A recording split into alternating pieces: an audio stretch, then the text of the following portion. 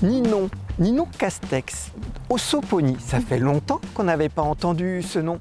De retour donc, Ninon? Et oui, exactement. Après quelques années d'absence, je reviens cette année. Ça fait quoi de revenir dans cet univers du poney? Et ça fait plaisir. Ça rappelle un petit peu, j'ai envie de dire, ma jeunesse, toutes les années que j'ai passées ici quand j'étais plus jeune. Donc ça fait plaisir de retrouver l'ambiance, tous les poneys, toutes les pistes. C'est vraiment agréable de revenir. Vous aviez déjà participé au Ossopony à l'époque Lamotte, hein, parce que là on est à Fontainebleau depuis quelques années. Vous y alliez à l'époque?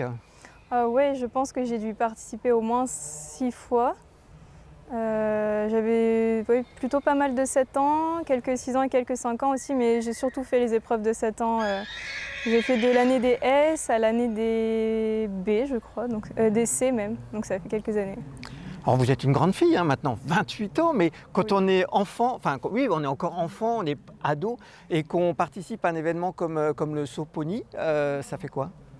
Aujourd'hui, ça fait toujours plaisir de venir et c'est vrai qu'on a toujours envie de mettre nos poneys dans les meilleures conditions pour essayer de ramener un titre ou une bonne mention en tout cas et de dérouler des beaux parcours et de préparer la relève aussi pour les années à venir.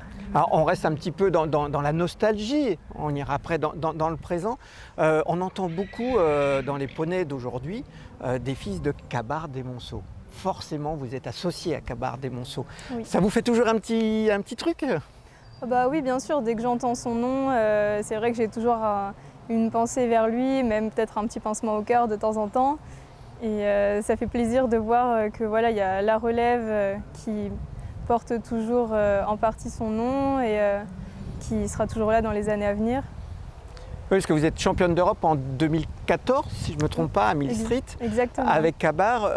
Quand vous voyez certains de ces produits, de ces fils, ici à Fontainebleau ou ailleurs sur des concours, vous retrouvez un petit peu sa patte parfois?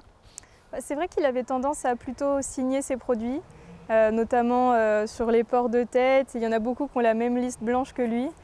Donc c'est vrai que parfois quand je marche même dans les allées, je suis capable parfois d'en reconnaître juste à la démarche et à la tête. Alors, Cabard vous a révélé au grand public, hein, j'ai employé un mot peut-être un petit peu fort, vous étiez une star avec Cabard-des-Monceaux. Comment ça se passe après? Comment on gère tout ça? C'est vrai que l'après a été un petit peu difficile parce que voilà, ensuite, une fois qu'on a été au plus haut niveau à poney, c'est difficile de redémarrer à cheval. Mais j'ai eu la chance de croiser des chouettes chevaux dans mes années juniors et jeunes cavaliers, donc ça m'a permis de bien me faire plaisir. Et plus intimement, entre guillemets, le retour à l'anonymat, parce qu'on reste quand même Ninon Castex, la championne d'Europe avec Cabard-des-Monceaux, et quand on revient à un niveau un petit peu moins brillant, c'est pas facile ou on gère ça sans trop de problèmes? Je pense que je l'ai plutôt bien géré.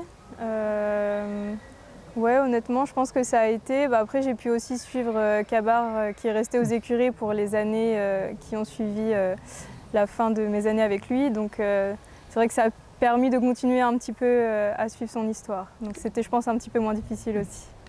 Là encore, je vais employer une expression un peu forte. Le retour à l'ordinaire, après, on y est préparé?